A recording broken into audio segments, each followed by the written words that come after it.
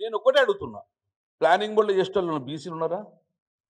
నీ BC commission నిరంజన్తో పాటు నలుగురు బీసీ మెంబర్ ఉన్నారు కాబట్టి వాళ్ళకొక ప్రేమ ఉంటుంది, నా బీసీలకు అన్యాయం చేయొద్దని చెప్పి ఒక తపన ఉంటుంది. ఈ కమిటీకి ఏముంటుంది? కాబట్టి ఇది శుద్ధ తప్పు, ఇది ప్రజలు తప్పట్టించిండ్రు, బీసీ సంఘాలు తప్పట్టించిండ్రు. ఈరోజు అసెంబ్లీలో కూడా చర్చ జరిగి అసెంబ్లీలో తప్పుపట్టేసి అసెంబ్లీలో చర్చ దాన్ని జీవో ఇవ్వకుండా మళ్ళీ కొత్త ప్లానింగ్ బోర్డు ద్వారా ఇవ్వడం వలన తప్పల తడకగా ఈరోజు ఎనిమినేషన్ చేసిండ్రు. 2011లో ఏదైతే సెన్సస్ జరిగిందో గాంధీలకే పోయి వచ్చింది, వాళ్ళకి వేరే కొత్త తెలివై వాళ్ళకి ఏం చేస్తారు? సగానికి కూడా వీళ్ళు ఎక్కడంగా కులగన్న కోసం ఇండ్లకు పోలేదు, ఇది వాస్తవము. కాబట్టి నేను ఒక్కటే ఏం చెప్తున్నా అంటే, మీరు చేసిన తప్పుల వలన మా యొక్క జాతికి అన్యాయం చేసిండ్రు. నిన్న బుల్డోజ్ చేసే ప్రయత్నం చేసిండ్రు అసెంబ్లీలో. ఎక్కడున్నాయి మీకు బీసీ శాతం 52 అని ఎవరు చెప్పారు? మీకు 51 ఎవరు చెప్పారు అని చెప్పి బుల్డోజ్ చేసే ప్రయత్నించారు ముఖ్యమంత్రి గారిని ఉత్తమ్ కుమార్ రెడ్డి గారు. అంటే నువ్వు బుల్డోజ్ చేసి బెదిరిస్తే మేము ఒప్పుకున్నదానికి మేము గొర్రెలం ఏమన్నా ఊపుకుంటా బయటకు వస్తాం అనుకుంటున్నావా? 52%, 56%, 58% ఎక్కడున్నది రిపోర్ట్ అన్నారు. దానికి అనుగుణంగా నేను కూడా మీకు కొట్టి చెప్తా, ఇవన్నీ మీకు కాగితాలు ఇస్తా. వాళ్ళు చెప్పిన ప్రకారం ఏమున్నది? 3,54,00,000 మంది మాత్రమే పాల్గొన్నారు, మొత్తం 3,70,00,000 మంది ఉన్నారు అని అన్నారు. ఇక కొంతమంది మా మంత్రి గారు చెప్తారు, కొంతమంది ఇళ్ళలో కొంత కుక్కలు ఇచ్చి పెట్టిరు సార్ అంటాడు.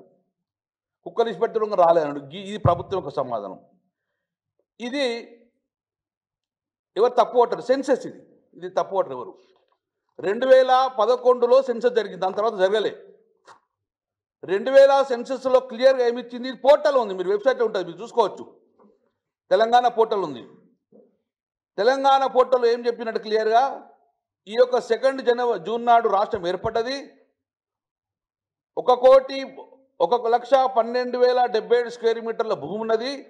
ఈ జనాభా 3,50,03,674 మంది జనాభా ఉన్నది అని క్లియర్గా ఇచ్చింది, ఎవరు తప్పలేరు. దీంతో పాటు గత చరిత్ర మొత్తం చూస్తే కూడా అందులో ఎక్కడ చూసినా కూడా క్లియర్ రాసింది, అవర్ తెలంగాణ స్టేట్ యొక్క పాపులేషన్ గ్రోత్ ఈజ్ 13.8%. 13.8% గత చరిత్ర మొత్తం చూసిన 2001 కానీ 2011 కానీ అంతకుముందు ఏ విధంగా the Telangana state population growth is 13%. దాని లెక్కని చేసుకుంటే ఈరోజు మా జనాభా 4,20,00,000 మంది జనాభా ఆన్ రికార్డ్ ఉంటారు. ఇప్పుడు ఏదైతే మా యొక్క మొసంచారి చెప్పినట్టు ఓటర్ లిస్టు 3,50,00,000 ఉన్నాయని చెప్పి మీరు 3,35,00,000. ఏ రోజు జనాభాకు ఉన్న పాపులేషన్కు డిఫరెన్షియేషన్ కంపల్సరీ 30% ఉంటుంది. ఆ లెక్కలు చూసినాక 4,20,00,000 మంది ఉంటే మీరు 3,70,00,000 మంది అంటే 50,00,000 జనాభాను మీరు మింగేసిండ్రు. జనాభా లెక్కలు తప్పులు వేసిండ్రు. అంటే మా బీసీలను జనాభా ఓటర్ లిస్టులో ఉండకుండా చేసే ప్రయత్నం చేస్తుంది. ఈరోజు ఓటర్ లిస్టులో జనాభా లిస్టులో ఉండకుండా చేసే ప్రయత్నం చేసిండ్రు.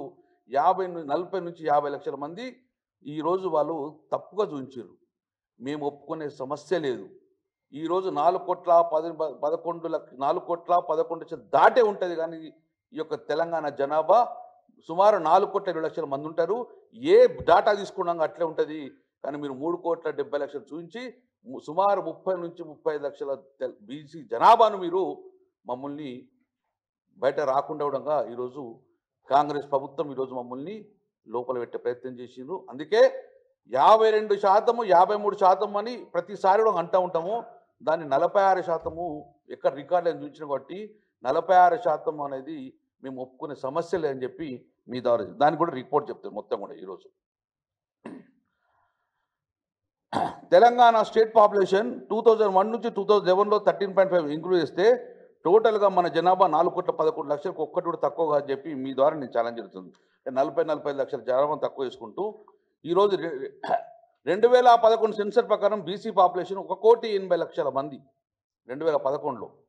It's on record. ఎక్కడిది రికార్డ్ అంటారు చెప్తాం.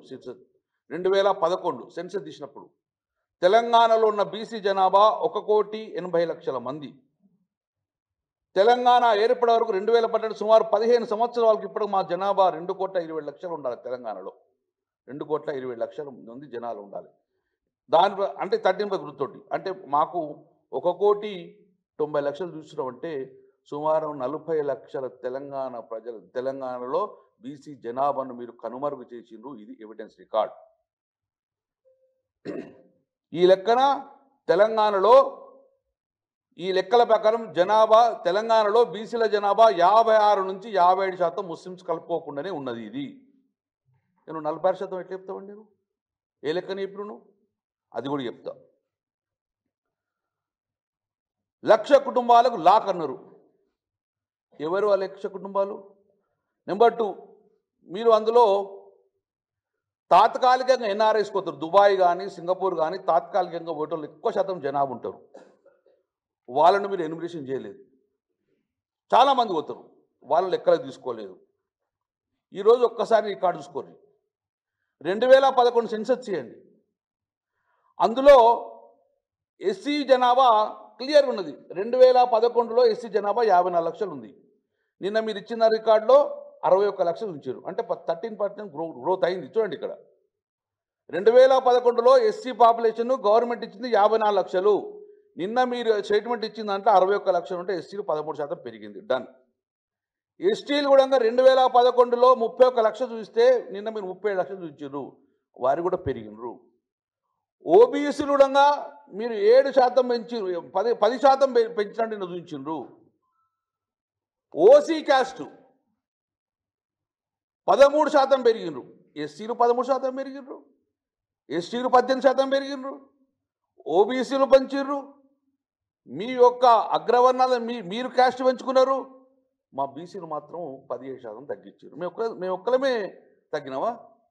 బీసీలు తగ్గినావా? అంతరేసినాక మమ్మల్ని మీరు తగ్గించిర్రా? చంపే పారేసిన మమ్మల్ని ఓటర్స్ లేకుండా. అన్ని క్యాస్టులు పెరుగుతాయి, దేశ జనాభా పెరుగుతుంది, రాష్ట్ర జనాభా పెరుగుతుంది, కానీ బీసీ జనాభా తగ్గుతుందా? ఎందుకు తగ్గుతుంది? కాబట్టి ఇది మా బీసీ జాతిని కావలసుకొని మేమంటే భయం, మా జాతులంటే భయం. వీళ్ళకు ఎక్కడైతే వీళ్ళ సీట్లు కదులుతాయని భయంతో మా మొత్తాన్ని జాతిని నాశనం చేసే ప్రయత్నం చేసింది ఈరోజు. అందుకే కదా 70 సంవత్సరాల బీసీకి ఒక ముఖ్యమంత్రిని అవకాశం ఇచ్చినారే. ఇంత జనాభా ఉన్న మీరేగా వెళ్తున్నారు. గీ తొక్కుడు తొక్కబట్టే గీ చేయబట్టే మా వాళ్ళు ఒక్కళ్ళంగా ముఖ్యమంత్రి అనేకపోతారు బీసీని. మీరు మా చైతన్యం లేకపోవడం వల్ల ఈరోజు ఇంత ఘోరంగా అన్ని క్యాస్టులు పెరిగాయి, కానీ మేము 10% తగ్గించారు మమ్మల్ని. ఇది క్లియర్ ఎవిడెన్స్. మేమంటే ఎందుకు భయం మరి మీకు? దీనికి అనుగుణంగా నిన్న మరి ఇట్లా స్టేట్మెంట్ వస్తుంది అని చెప్పి ఎవరినైనా ఒకరిని అడుగుదాం, మరి మీ ఇంటికి వచ్చినా అని చెప్పేసి, ఎవరిని ఎందుకు అడగాలని చెప్పేసి తెలంగాణ ఉద్యమ జర్నలిస్టు వేదిక కన్వీనర్ ఉన్నారు ఒకరు, భారతి సుదర్శన్ గారు. మీ అందరూ తెలుసు అనుకుంటా.